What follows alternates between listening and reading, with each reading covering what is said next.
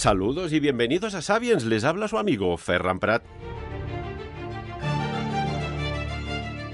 Y hoy con nosotros tenemos a una persona que ya lo conocéis en Sapiens, es documentalista, uno de los más expertos, creo yo y considero, en el campo extraterrestre, en el campo de la ufología, en el campo, podríamos ir, incluso decir, más allá de la exopolítica, como es Josep Guijarro. Josep, muy buenos días, ¿cómo estás? Buenos días, buenas tardes, buenas noches.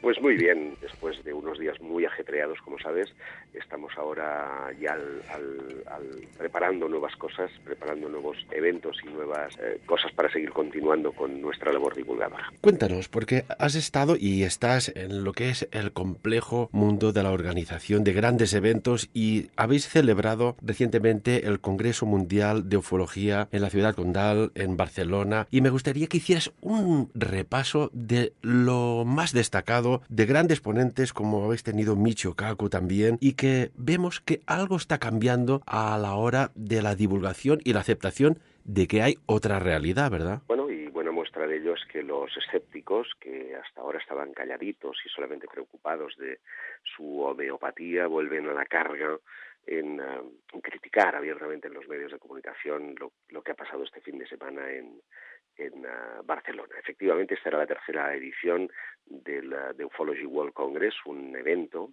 que tiene como objetivo la divulgación de las muchas sensibilidades que cohabitan el escenario de la ufología, desde los contactados, personas que aseguran tener comunicación, sea telepática, sea física, con seres de otros mundos, sean interdimensionales, extraterrestres, etcétera, a la parte más científica, ¿no?, que aborda este mismo fenómeno de los no identificados.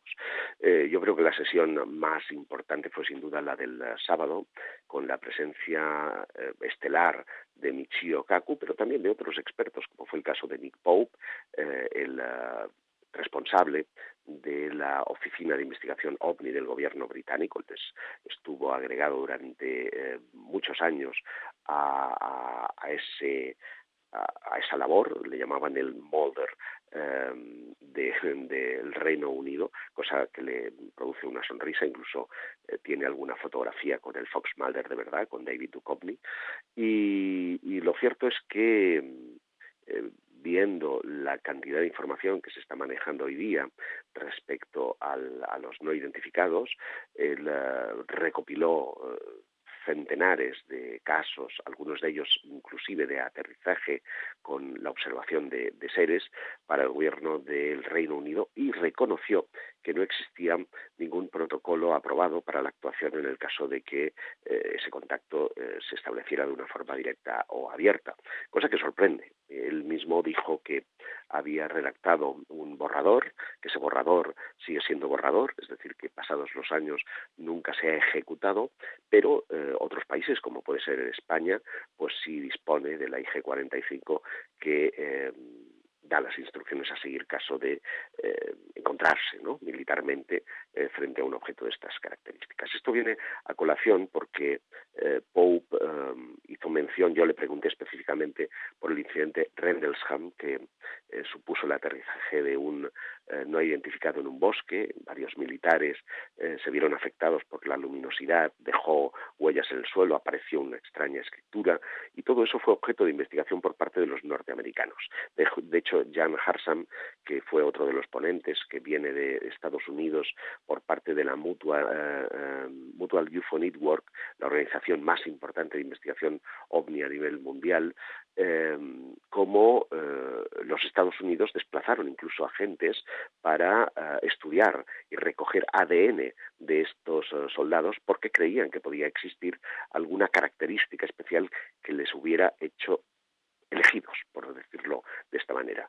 De hecho, la noticia más importante de todo el Congreso y más rumoreada, también tratada por muchos otros ponentes, como Enrique de Vicente, por ejemplo, fue la existencia del proyecto secreto del Pentágono, que entre otras cosas lo que hizo fue recoger esas muestras en Reino Unido, en Estados Unidos, en Brasil, y que, básicamente se encargó de demostrar que existía una, por así decirlo, tecnología no asequible a los militares de la Tierra, de ninguna nación de la Tierra, que es capaz de llegar a velocidades supersónicas, de superar hasta en 20 veces la velocidad del sonido, que es capaz de hacer zigzags, de maniobrar en esas velocidades hipersónicas y que es capaz de volverse invisible tanto a los ojos como a los aparatos a su voluntad.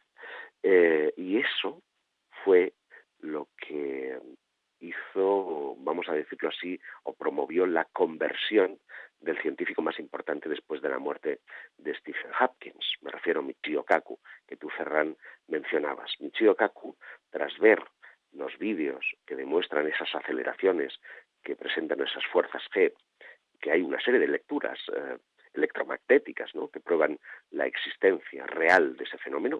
Ayer mismo el gobierno estadounidense acreditaba la realidad de esas filmaciones divulgadas, pues se ha convertido.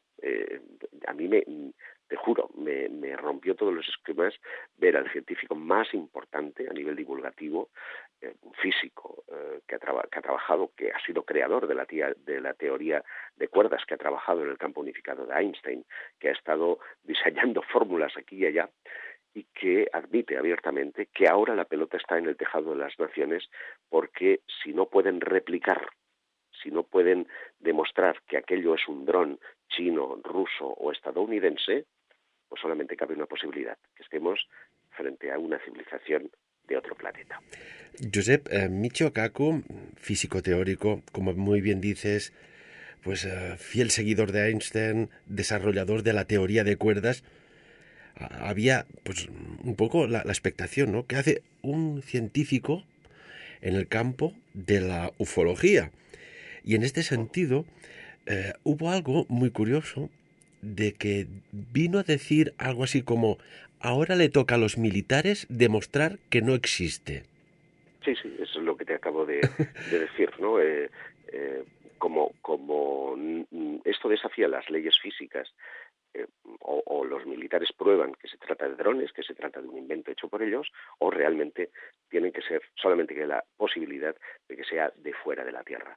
Y él fue una de las muchas cosas controvertidas, ¿no?, que planteó en el Congreso. Vino a decir también que si él es un físico y como físico pues solamente cree en aquello que puede medir, tocar y razonar, si alguna vez alguien es abducido, pues que robe algún objeto del interior para que podamos realmente analizar ese metal. Lo que no sabía el señor Kaku, ya se lo digo yo desde tu plataforma, es que hay objetos de estas características. De hecho, el propio Luis Elizondo, que es el director del programa secreto del Pentágono, se hizo con algunos metaloides procedentes de accidentes OVNI en el territorio estadounidense, que son guardados en cámaras de alta seguridad en el desierto de Nevada. Y ahora que quedan pocos días para que aquella iniciativa loca de invadir el Área 51 se lleve a cabo o no, pues es importante señalar estas cosas, porque en el fondo estamos en un momento de sensibilización.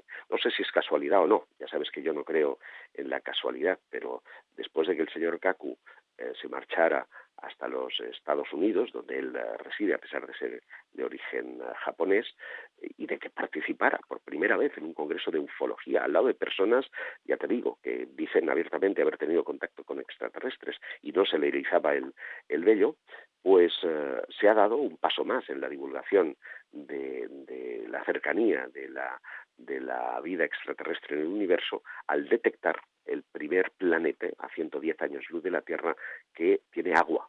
Por lo tanto, el sustento de la vida, que tiene nubes, que tiene vapor de agua, que tiene lluvias, y por lo tanto podríamos estar ante un posible hogar para la civilización terrestre en un futuro bastante lejano.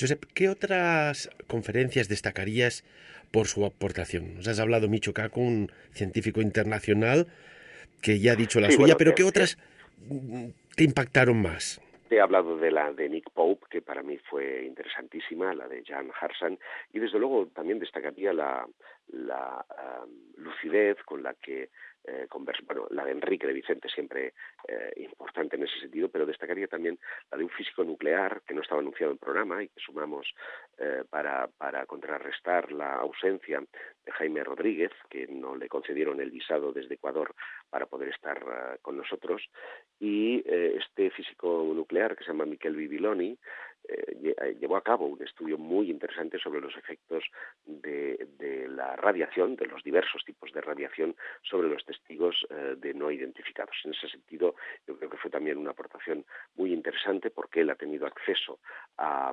informaciones relevantes relacionadas con la OTAN, relacionadas con la Comunidad Europea, por supuesto dentro de la administración, porque ocupó cargos de responsabilidad en el gobierno balear y obviamente constituyó pues una aportación también muy interesante. Yo creo que todas, incluso la mía, llegó al público porque, como te decía, el Congreso Mundial de Ufología reúne muchísimas sensibilidades y los hay pues que vienen a seguir pues al youtuber este año, digamos, paralelamente a la sala general del Congreso. Habían toda una serie de talleres donde habían personajes más variopintos, ¿no? Desde youtubers a contactados, etcétera, y todos tienen al fin y al cabo su nivel de seguidores y su público, y por lo tanto nosotros creemos que nos tenemos que hacer eco precisamente de todas esas sensibilidades y no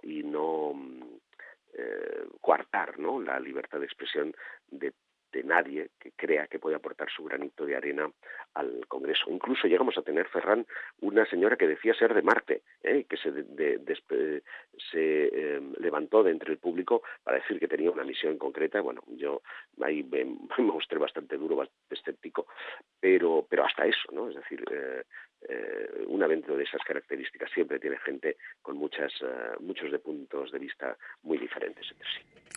Y Josep Guijarro, ¿qué explicó? ¿Qué aportaste? Como siempre, Bueno, seguro que fue fascinante. Yo hablé de los infiltrados, pero no de aquel primer libro mío que edité en 1991 y que trataba de los visitantes de dormitorio, sino realmente de si hay personajes físicos de carne y hueso, humanos, que tienen la misión de contaminar, de desacreditar, de generar confusión dentro de la ufología. Y yo creo que fue bien hilvanada porque digamos, el público se sintió muy cercano a mí en las tesis que planteaba, en el sentido de que incluso algunos proyectos llevados a cabo por la CIA en los años 50 y también en la actualidad podían tener la misión del control de las creencias. Controlar las creencias de una población es, al fin y al cabo, tenerla controlada, tenerla en un redil concreto. Y eso fue mi aportación a este congreso y que, bueno, próximamente voy a hacerlo también para mi canal YouTube, una versión, digamos, extended, porque en el congreso tuve apenas media hora para exponer, pues voy a hacer una versión más extendida de toda la tesis que engloba desde suicidios ufológicos a personajes relacionados con la administración que tienen el propósito de desviar la atención de las cosas realmente esenciales e importantes, a la creación de personajes ad hoc para desacreditar la misión de los ufólogos. Estamos convencidos de que existen unidades de desinformación absolutamente articuladas y profesionalizadas. Esto, yo creo que tu conferencia aportaste mucho para ver hasta qué punto se desclasifica, se divulga, pero a la vez se desacredita. Así es, así es. Josep Guijarro, muchísimas gracias por hacernos este breve resumen de lo que ha sido el Congreso Mundial de Ufología recientemente celebrado en Barcelona y lo que está claro... Al que no faltaron, si me permites, ni ¿Sí? los ovnis, porque el primer día tuvimos un avistamiento justo encima del hotel que grabaron varios congresistas y que expusimos para sorpresa de propios extraños en el Congreso, así que ni los extraterrestres se lo perdieron. Ya me enseñas las imágenes. Uh-huh. Qué maravilla. Bueno, la verdad es que algo está sucediendo, algo está cambiando, y esto es un poco como, no sé, aquel hormiguero, que están todas las hormiguitas dentro, pero si afuera hay como un temblor, estas salen corriendo. Claro. Y aquí está sucediendo algo similar con la información de que viene esto de muy antiguo. Tú lo sabes también, que hay grabados prehistóricos con seres no humanos, con formatos de lo que podríamos decir aeronaves en tiempos imposibles. Sí, sí, en efecto. Josep, como siempre, muchísimas gracias por tu labor y por tu cooperación aquí en Sapiens. Ha sido un placer. Hasta la próxima, Ferran. Un abrazo. Hasta la próxima, un abrazo.